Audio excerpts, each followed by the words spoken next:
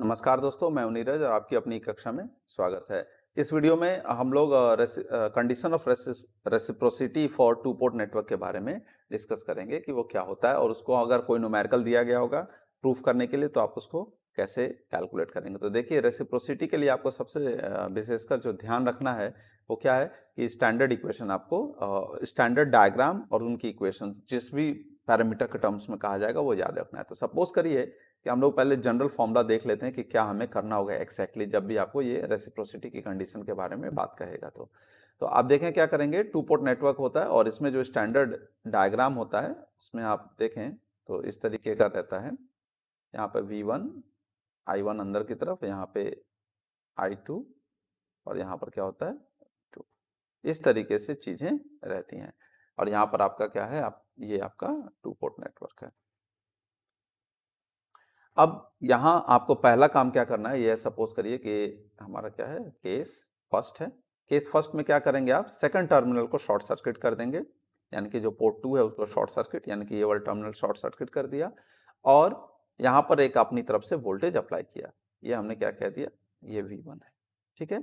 और ये क्या हो गया, हमारी सेकेंडरी करंट I2 डैश हो गई, ठीक। और यहाँ एक रेशियो कैलकुलेट कर लिया जाएगा, वो क्या होगा आपका V1 Vs upon I2 dash.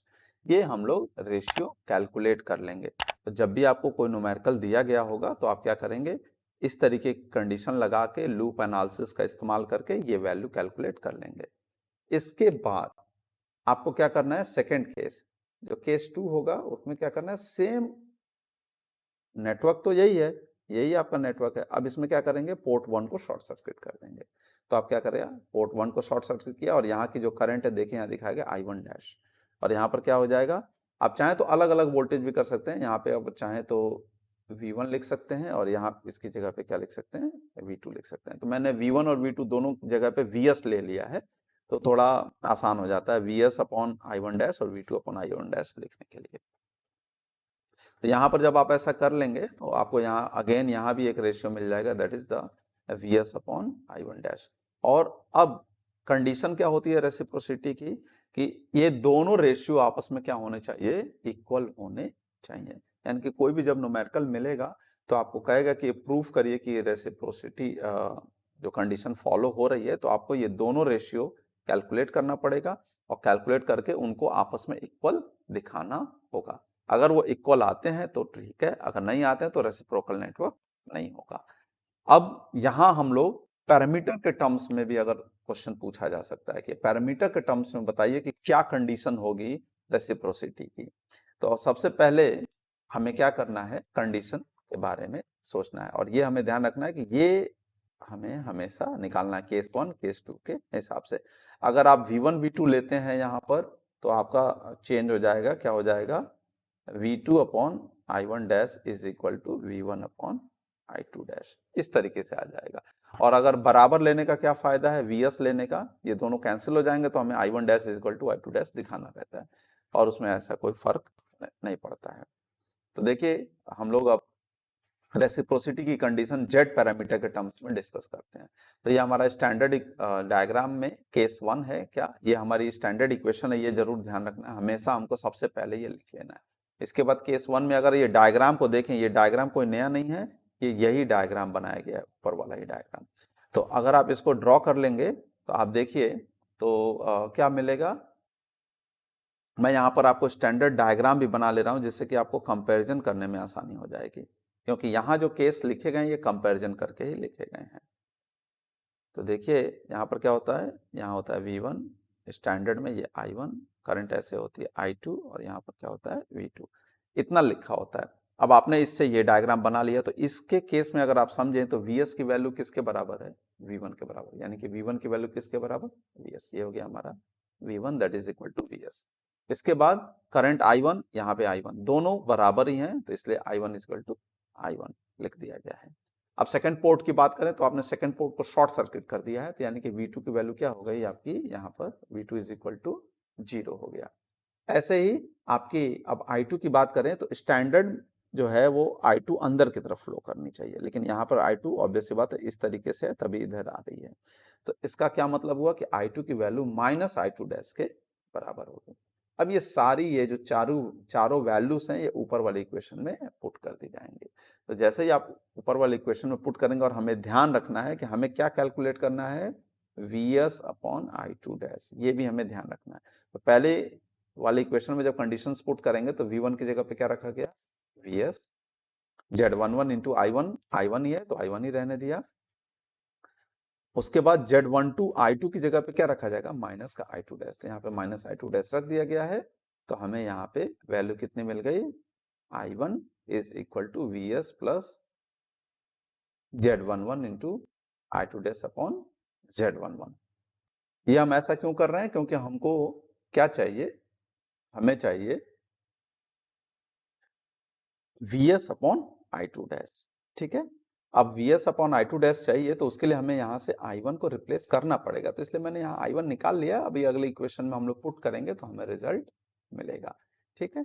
तो आप देखिए अगला जो कंडीशन है, ये रिलेशन जो सेकंड कंडीशन है वो हमने सेकंड इक्वेशन में पुट किया। तो जब सेकंड इक्वेशन में पुट करेंगे तो यहाँ पे क्या हो जाएगा, 0 is equal to Z11 into Z21 into I1 plus Z22 into minus का I2 डैश, जो कि यहाँ पे लिखा गया है। अब यहाँ पर आप ध्यान से देखिए तो हम क्या लिख सकते हैं, Z21 into I1 is equal to Z22 into I2 dash. अब यहाँ पर I1 की वैल्यू रख दी गई है जो यहाँ हम लोगों ने कैलकुलेट किया था। उसको रखने के बाद हमने क्या किया, अब देखें अब ध्यान से, तो यहाँ पर सिर्फ और सिर्फ Vs और I2 डैश ही है, बाकी सब Z के टर्म्स में कांस्टेंट है।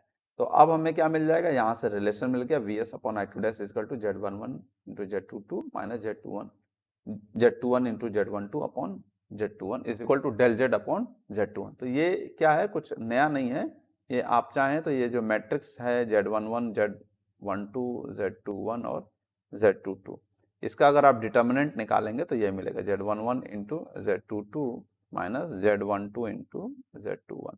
तो इसलिए इसको रिप्रेजेंट किया जाता है डेल्टा Z से, तो ये यहाँ पे लिख दिया गया डेल्टा Z। तो आपको रिलेशन पहला मिल गया Vs upon I2 dash that is equal to del Z upon Z21। ये केस फर्स्ट है।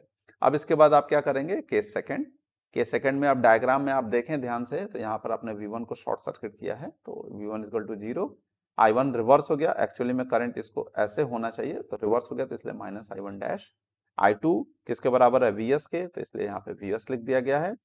और I2 यहाँ पर देखिए तो क्या है, सिंपली I2 है तो I2 ही रखा गया है, क्योंकि I2 इसी डायरेक्शन में होता ही है।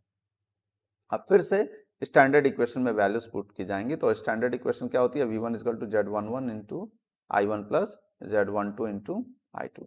जब इसमें वैल्यू पुट करोगे तो देखो 0 इज इक्वल टू I1 की जगह पे माइनस I1 डैश रखना है, तो minus I1 dash into Z11 plus Z12 into I2। अब यहाँ से हमने I2 की वैल्यू कैलकुलेट कर ली। अब हम सेकंड कंडीशन को पुट करेंगे, और सेकंड कंडीशन को सेकंड इक्वेशन में पुट करेंगे, that is V2। V2 is equal to क्या होता है, Z21 into I1 plus Z22 into I2। अब यहाँ पे जब पुट करोगे तो आपको क्या मिलेगा, V2 की जगह पे देखिए तो Vs है, I2 की जगह पे I2 ही है, I1 की जगह पे क्या है, I1 डैश है माइनस का। तो जब पुट करेंगे तो आपको ये वैल्यू मिल जाएगी। और जब हम इसको यहाँ पर हमको एक्चुअली में क्या चाहिए, Vs अपॉन I1 डैश चाहिए, तो हमने क्या किया, यहाँ पर जो I2 है इसकी वैल्यू यहाँ पे पुट कर दिया, और जैसे ही पुट करेंगे और सॉल्व करेंगे तो हमें ये वैल्यू मिल जाएगी। दैट इज अगेन यहाँ पर देखने पर क्या मिल रहा है, del Z is equal to Z1 sorry Vs upon I1 dash is equal to del Z upon Z12। अब यहाँ पर आप देखें तो रेसिप्रोसिटी के लिए कंडीशन हम लोगों ने शुरू में यहाँ पे जब डेराइव किया था या कंडीशन देखी थी तो ये कंडीशन हमको मिली थी। अब हम यही कंडीशन यहाँ पर कैलकुलेट कर चुके हैं, दोनों केस में अलग अलग। अब हम उनको क्या करेंगे, आमने सामने रख देंगे। तो दोनों को क्या होना चाहिए, इक्वल होना चाहिए। तो आप देखिए तो Vs upon I1 dash, Vs upon I1 dash की जो वैल्यू थी वो डेल Z अपॉन Z21 था, और दूसरी जो कंडीशन है Vs अपॉन I2 डैश, उसकी वैल्यू कितनी आई है, डेल Z अपॉन Z12। तो यहाँ हो गया del Z upon Z21 is equal to del Z upon Z12। अब यहाँ से डेल Z क्या हो जाएगा, कैंसिल आउट हो जाएगा, और हमें कंडीशन क्या मिल जाएगी, Z12 is equal to Z21। तो ये चीज आपको ध्यान रखना है। इस तरीके से हम किसी का भी कैलकुलेट कर सकते हैं, जैसे कि हम y पैरामीटर का निकालना चाहते हैं तो y पैरामीटर में भी ऐसी ही कंडीशन मिल के आती है, that is y12 is equal to y21। तो ये आपका क्या हो गया, Z पैरामीटर के टर्म्स में। ये भी पूछा जाता है और ये कंडीशन भी यूनिवर्सिटी एग्जाम्स में बहुत बार पूछा गया है, that is called the reciprocity in terms of ABCD parameter. तो एबीसीडी पैरामीटर के टर्म्स में अगर आपको कैलकुलेट करना है तो यहाँ पर भी बिल्कुल वैसे ही है, स्टैंडर्ड इक्वेशन आपको लिख लेनी है, जो ऊपर फॉलो किया बिल्कुल वही फॉलो करना है, उसमें कोई चेंजेस नहीं आएंगे। डायग्राम आप अगर मैच करा के देखेंगे ऊपर वीडियो पीछे ले जाके तो आप देखेंगे तो यही डायग्राम बनाया गया था। तो यहाँ देखिए तो क्या होगा, V1 equal to VS, V2 equal to short circuit है तो 0 हो गया। यहाँ पर देखिए तो I1 इक्वल टू क्या है, I1 डैश, और माइनस का I2 is equal to I2।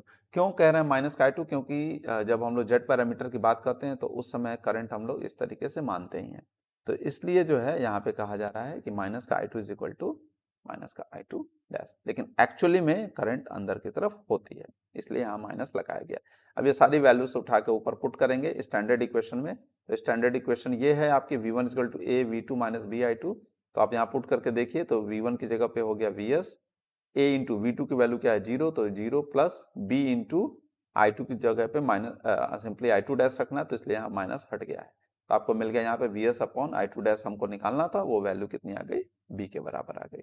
अब आप देखिए सेकंड कंडीशन, केस 2 में क्या होता है, पोर्ट 1 को शॉर्ट सर्किट कर दिया जाता है, तो अगेन यहाँ पर कंडीशन आप देखें क्या मिलेगी, V1 क्या हो गया 0, तो V1 आपने यहाँ लिख दिया 0, V2 क्या हो गया VS के बराबर, तो आपने यहाँ पे लिख दिया VS। I1 की वैल्यू क्या हो गई, नेगेटिव, उल्टा हो गया, तो माइनस लिख दिया गया है, I1 इक्वल टू माइनस का I1 डैश, और I2 अब देखिए यहाँ स्टैंडर्ड इक्वेशन के हिसाब से यहाँ पर है I2, तो I2 इज इक्वल टू कितना हो गया, सिंपली I2 ही रह गया। अब हम यहाँ पे वैल्यूज पुट करेंगे, वैल्यूज पुट करने के लिए मैं यहाँ स्टैंडर्ड इक्वेशन लिख दे रहा हूँ। तो स्टैंडर्ड इक्वेशन पहली वाली क्या है, V1 इक्वल टू दिस, तो अब यहाँ पे वैल्यू पुट करिए, आप V2 की जगह पे क्या रख देंगे VS, V1 की जगह पे 0 प्लस यहाँ पे माइनस मैंने लिख लिया अंदर की तरफ, तो यहाँ पे आप देखिए बाहर लिख दिया गया है उसको माइनस B इंटू I2, और I2 की जगह पे I2 है तो सिंपली I2 रख देते हैं। यहाँ से I2 की वैल्यू हमको मिल गया AVS अपॉन B। फिर हम जब सेकंड इक्वेशन में वैल्यू पुट करेंगे ये नीचे वाली इक्वेशन की, तो आप देखिए क्या आएगा, I1 की जगह पे माइनस का I1 डैश लिख दिया गया है, C इंटू VS, VS की जगह पे VS कहाँ से आया, V2 की जगह पे आया है, तो V2 की जगह पे VS रख दिया, यहाँ पे रख दिया गया है माइनस D इंटू I2, तो I2 की जगह पे क्या है, सिंपली I2 है तो उसको I2 ही रख दिया गया है। अब यहाँ पर आप देखें तो I2 की वैल्यू पुट करने पे हमें VS कॉमन ले लेंगे तो हमें ये वैल्यू मिल जाएगी। अब यहाँ हमको मेनली अगेन मोटिव क्या था, हमारा मोटिव है VS अपॉन I1 डैश की वैल्यू निकालना, तो VS अपॉन I1 डैश निकाला है तो आया minus B upon BC minus 8। तो अब हम यहाँ पर क्या करेंगे, रेसिप्रोसिटी की कंडीशन में पता है VS upon I1 dash equal to VS upon I2 dash, तो वो वैल्यू रखेंगे, B से B क्या हो जाएगा आपका कट जाएगा, और ये माइनस जब अंदर मल्टीप्लाई होगा तो AD minus BC equal to क्या आ जाएगा आपका 1 आ जाएगा।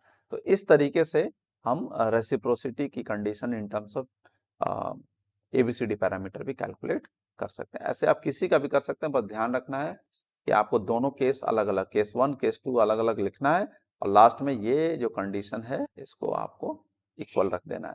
जैसे ही आप रखेंगे आपको पर्टिकुलर कंडीशन मिल जाएगी।